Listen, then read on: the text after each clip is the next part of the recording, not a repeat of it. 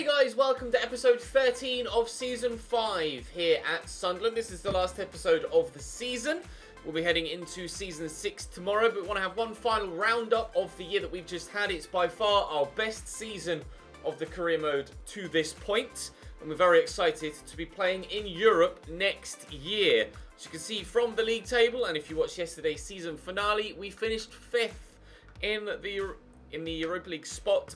5th in the Premier League, 17 wins, the same as Chelsea. We just lost more games than them, which is where the extra points came from their point of view. They were 4 points ahead of us. We did lose a number of games towards the end of the season, which was frustrating, but we were playing all of the sides at the top, so it's not necessarily a surprise. Manchester United bossed the league this year, losing just twice, and winning by 13 points in the end ahead of Manchester City. Liverpool and Chelsea round out the Champions League spots. We will not be playing next year Bristol City, Nottingham Forest and Crystal Palace. Palace having gotten themselves relegated this season, so there will be a fresh team that we haven't seen before, or at least a fresh team in the Championship that we haven't seen play in the Championship before, with regards to Crystal Palace getting relegated this year. In the FA Cup, we didn't do anywhere near as well as I would have liked. Manchester City won the competition. We went out in the 4th round, I think. Maybe was it the 3rd round? May even have been the 3rd round. Where are we? Sunderland. Sounded like a complete moron. Oh no, we beat Huddersfield in round 3, so it was round 4 we went out in the... Oh no, we beat Wigan in round 4. Okay, round 5, a 1-0 defeat to Forest. We actually got further than I thought, but still round 5 isn't necessarily good enough as far as I'm concerned. I would like to go deeper in the FA Cup next year. The Carabao Cup, that's something we're really not that bothered about. Wolves winning that competition this year. Congratulations to them. Cambridge United got to the 3rd round. We lost to Brighton on penalties in round 3 of that competition this year. I keep backing out even though I don't want to. Have a quick look at the Champions League and the Europa League, because we will be playing in the Champions League next year. Arsenal won the Champions League for the very first time with a 2-0 victory against Atletico Madrid. And then in the Europa League, the competition we will be involved in next year. So Arsenal finished 8th, but will be involved in Champions League football next year because they won the competition. Chelsea win by 2-0 against Spurs in the Champions League final, but Chelsea already finished 4th. So I'm not sure what that means for next season's European competition. It may mean there's just more English sides in the competition, because the top 3 guarantee themselves into the group stage. Chelsea won the Europa League, so they're guaranteed into the group stage, and Arsenal won the Champions League, so they're guaranteed into the group stage. So there should be five English sides in the Champions League next season. That would be very intriguing. Now we'll have a quick look actually at player stats for the Premier League before we have a look at the other competitions. Mateta getting the golden boot with 20 goals in 38 games. Harry Kane and Rafael Borra finishing joint 2nd. Our highest league goal scorer is not on that list. Moise Kean with 10, as well as Drew Yearwood from central midfield. That shows just how poor a goal scoring season we had. Jack Clark with 9 there. He was our top goal scorer last year, and again a great option for us with regards scoring goals and getting assists as well. 9 goals, 9 assists for Jack Clark in the Premier League. George Harrison with 6 assists as well.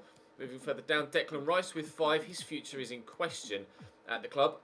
Nick Pope wins the Golden Glove though. That was probably the best signing we made all season. Or save perhaps. Certainly those clean sheets made a drastic impact to our overall league position, because we weren't scoring goals, but at least we were keeping them out. West Ham and Stoke win automatic promotion back to the Premier League, and it'll be one of Huddersfield, Derby, Cardiff or Reading that join them in the Premier League and join us back at that level again. Luton, Portsmouth and Birmingham relegated from the Championship down to League One.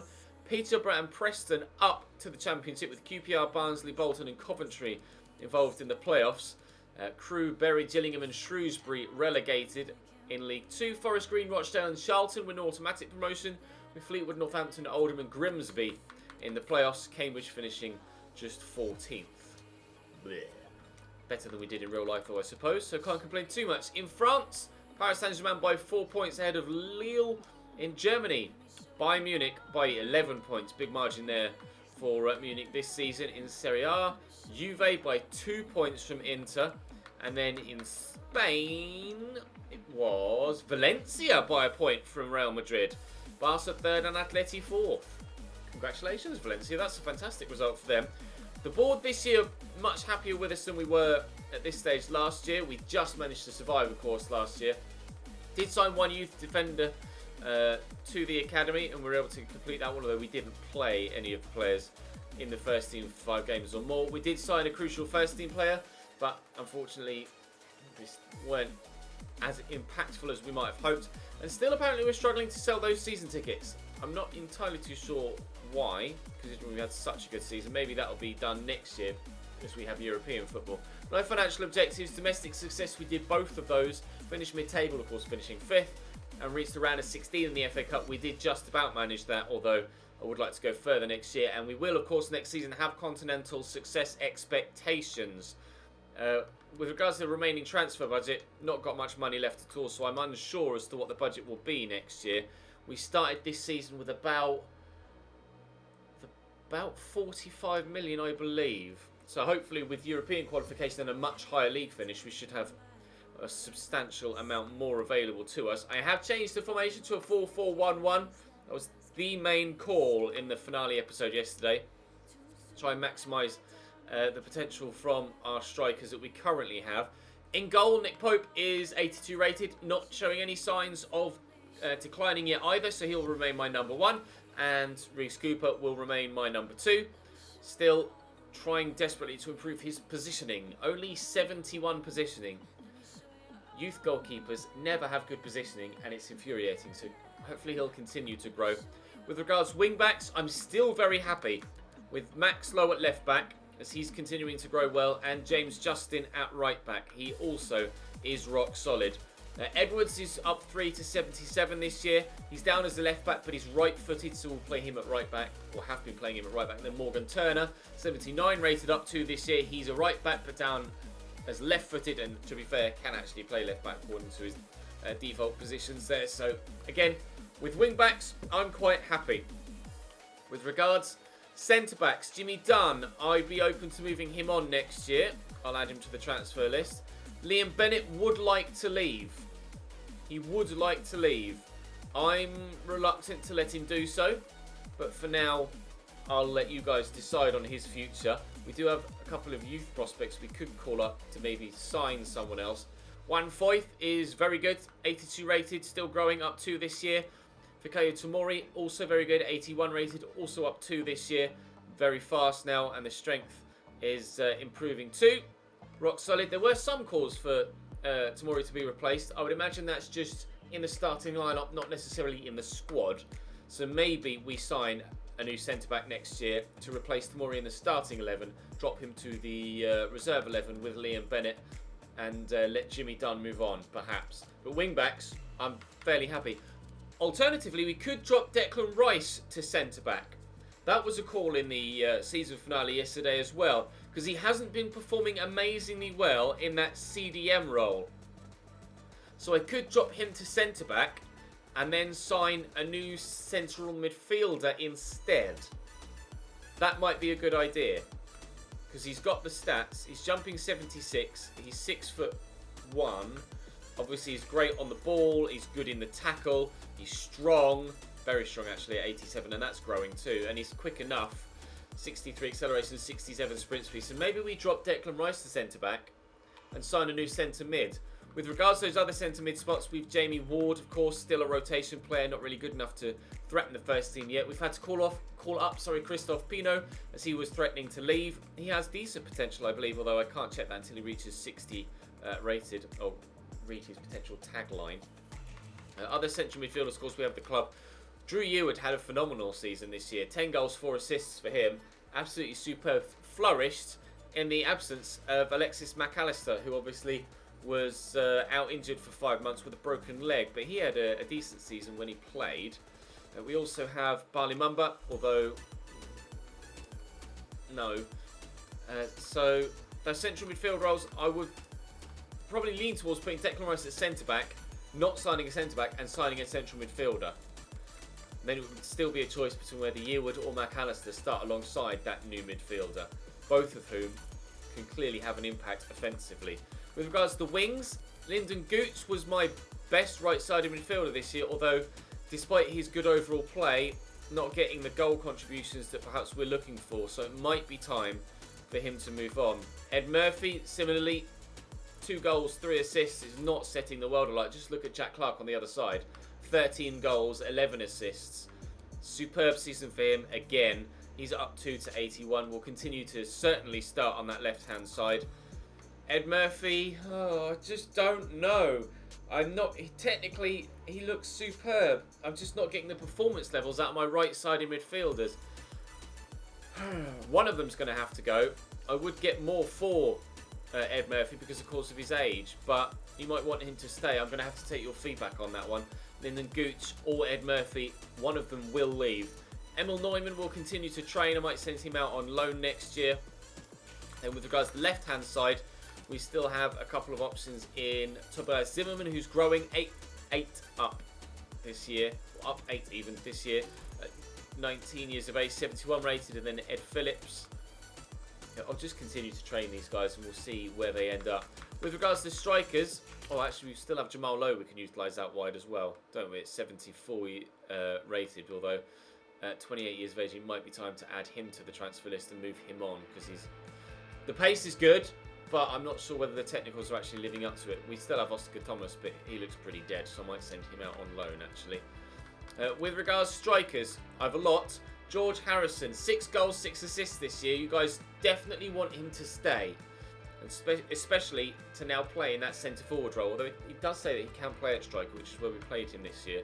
So we'll try the 4-4-1-1 next season and see if we see an improvement in overall performance. Moise Kean is up 2 to 85 this year.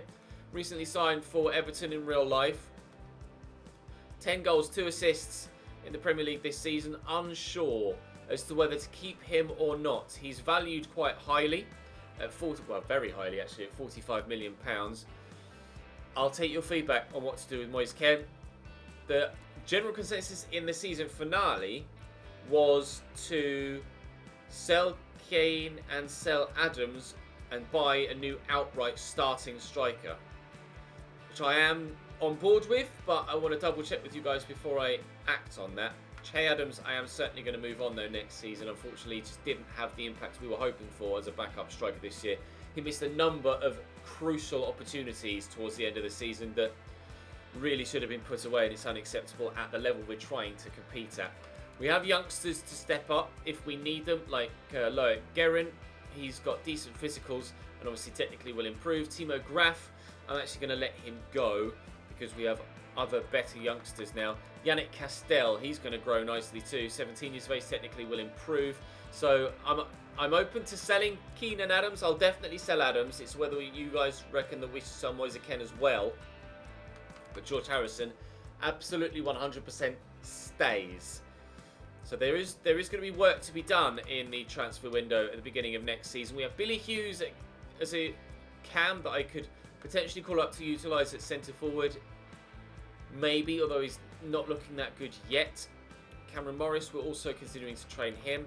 Mathieu Castel, we're training him at centre-back. It's another reason why I might not need a centre-back, especially if we drop Declan Rice to CDM.